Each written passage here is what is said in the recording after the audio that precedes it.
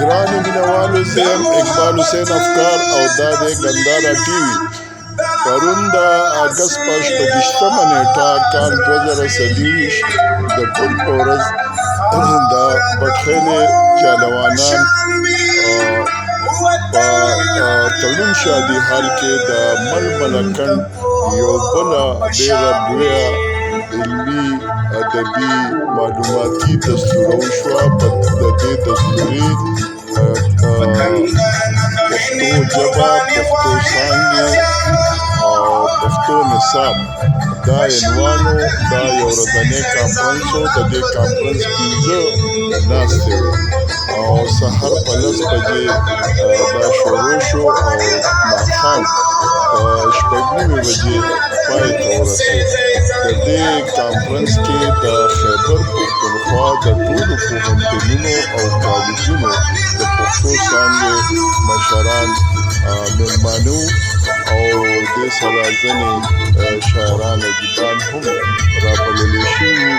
په دې کانفرنس کې د ملکنډ ډویژن ټولو ادبي شخصیتونو او ادبي تنظیمونو ډېر په ګډه سره ګډون کړی. د دې سره سیاسي شخصیتونه د مختلفو ګوندونو د عوامي نشتر پارټۍ ضلعي صدر محترم اعجاز خان او د تحصیل صدر ښاغلی جان باچا یوسفزی او دغه شانتې د مسلم لیگ نواز سجاد خان چې ضلعي صدر دی او علي محمد د سیټي صدر دی. دغه شان د پیپلز پارټۍ انجینیر معین خان او صوبایي صدر سید محمد علي شاه باچا هم شریک وو. د دې دستورې مشر مېلمه د خیبر پښتونخوا د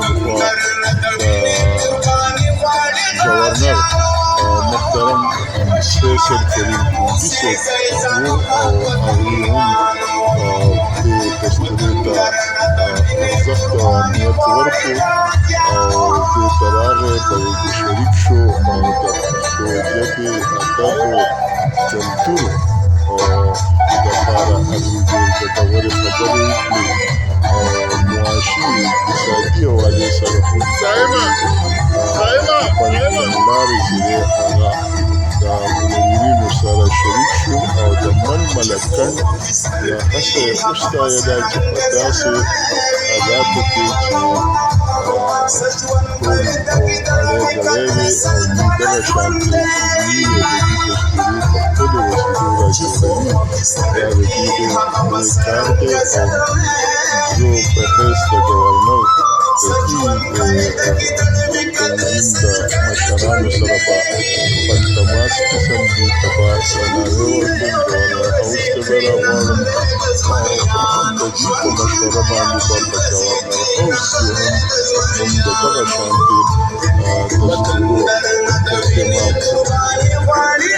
دې دستورې 15 نشستونو او پنځ کې صرف چې دی د یو ګنټه د ماسپښین د لمانځه لپاره او ورسره د ډوډۍ خوړلو لپاره چې دی نو وقفه وشوه، دمه وشوه او موږ په تواتر سره کانفرنس وچلېدو.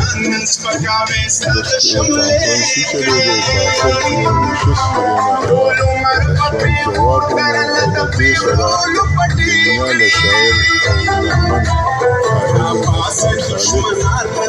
کاهل اسلام صالح خپل شوق او موسیقي د سازونو سره ډېره ښایسته او معنیخېز کلامونه وویل او د ګډونوالو د دې کانفرنس یو قرارداد کمیټي وه. په هغې کې ښاغلی نیکیس، ښاغلی ډاکټر شهاب علي ارمان او مالکان افنار شامل وو.